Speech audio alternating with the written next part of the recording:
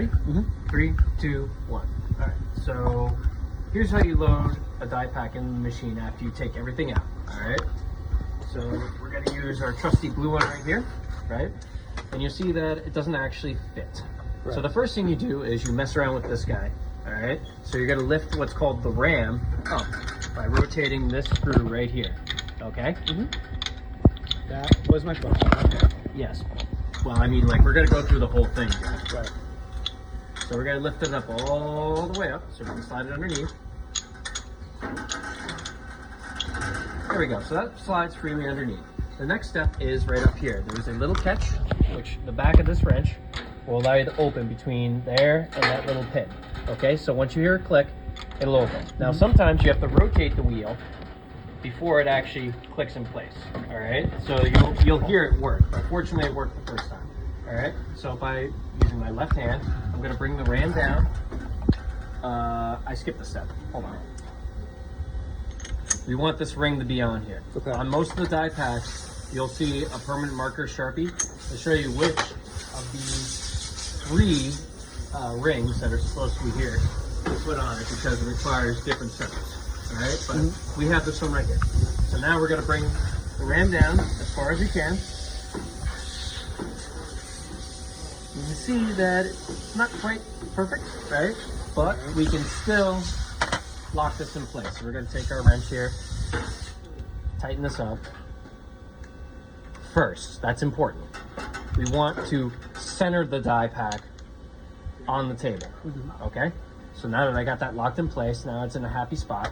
Okay, and I made sure that these two holes are available for tightening. All right, so now we're going to take from up here. I try to keep the fasteners up here for different situations, but these are your primary ones with the hex head screw. So now we're going to tighten those up. You don't want to do this first and then this, because then you're stressing the die pack right here as it kind of twists on the way down if you don't center it. All right, so now we're going to tighten that. Gonna tighten this guy.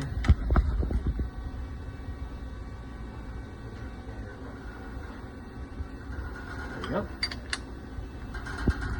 Doesn't have to be too crazy, just a little squirt right there. So now we want to make sure that when we start, see how I can actually get it to cycle the rest of the way?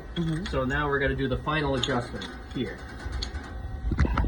by just tweaking it so I was able to actually press in. It's like a full cycle with just your hand, and that's a good starting point. It's got to need another adjustment. All right, so now you can turn the machine on down here, which is what I did. To actually lift the ram up. I'm not too concerned about it. I know in the video I'm not wearing safety glasses, but wear your safety glasses. I recommend that pocket, which is kicking around somewhere, just grabbing a piece of whatever, right? Load it in and do a test cycle. Fortunately, that actually worked out perfectly.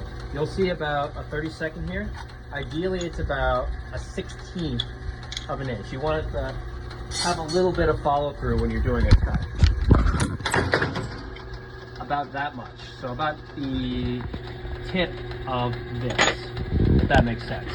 So that's about a 1/16 of an inch, and that's good. Okay. All right. Now we verified that it's also, check the back of these things on the coupons that I just cut. Oh hell, let's just do another one. You want to verify that there's no distortion here on the back side. All right, just play around with it in the light, and that's a good starting point. Now we can do the real piece. There you go. It's beautiful. It's beautiful. All right. So now you get to complain, why am I only doing